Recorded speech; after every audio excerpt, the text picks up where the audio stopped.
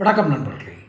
கடை விரித்தேன் கொள்வார் இல்லை, வள்ளலாருடைய வாக்கியங்கள். இந்த வாக்கியம் இப்போ யாருக்கு பொருந்ததோ இல்லையோ, நடிகர் விஜய்க்கு பொருந்தது அப்படின்னு தான் நம்ம நினைக்க தோணுது. எப்படி?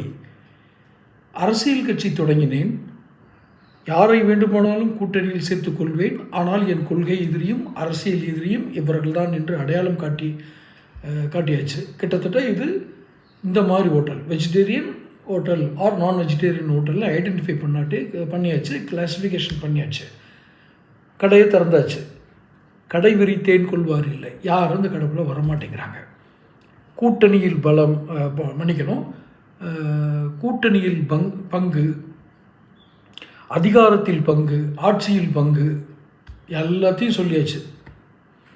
இன்னும் வியாபார பாஷையில் சொல்ல போகிறாங்க, டிஸ்கவுண்ட் கொடுத்தாச்சு, ஸ்பெஷல் டிஸ்கவுண்ட் கொடுத்தாச்சு, ஃப்ரீ ஆஃபர் கொடுத்தாச்சு, சீசனல் ஆஃபர் கொடுத்தாச்சு, எல்லாம் கொடுத்தோம். அந்த பிஸ்னஸ் ரன் ஆக மாட்டேங்குதுன்னா என்ன அர்த்தம்?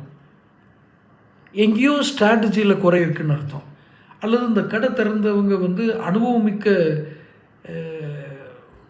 வியாபாரிகள் இல்லைன்னு அர்த்தம். இப்போ இவர் திறந்திருக்கிறது ஒரு பிரியாணி கடைன்னு வச்சுக்கோங்களேன். விஜய் திறந்திருக்கிறது பிரியாணி கடை, விஜய் பிரியாணி கடை.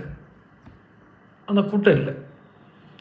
இவரே வெளியே ஆடி பாடி இவருடைய கடை ஊழியர்கள்லாம் சேர்ந்து டான்ஸ் ஆடிக்கிட்டே ஹோட்டல் முன்னாடி டான்ஸ் ஆடிக்கிட்டு இருக்காங்க.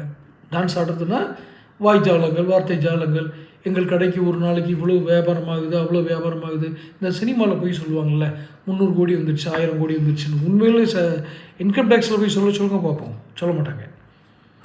ஏன்னா அவங்களுக்கு தெரியும், அங்கே போனால் வரிகளில் கட்டணும். வரி இல்லாமல் சொல்கிறதுக்கு என்ன இருக்குது?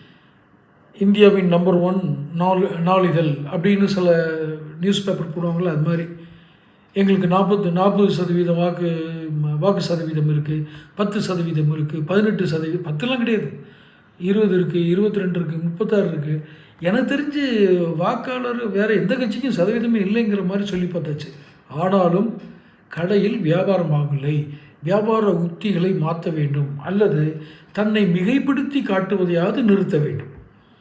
ஆணவ பேச்சு, திமிரோடு உட்காந்துருக்கிறது, இது மாதிரி இதெல்லாம் கொஞ்சம் விளக்குனாங்கன்னா அவங்க கடை என்னன்னு தெரியும்.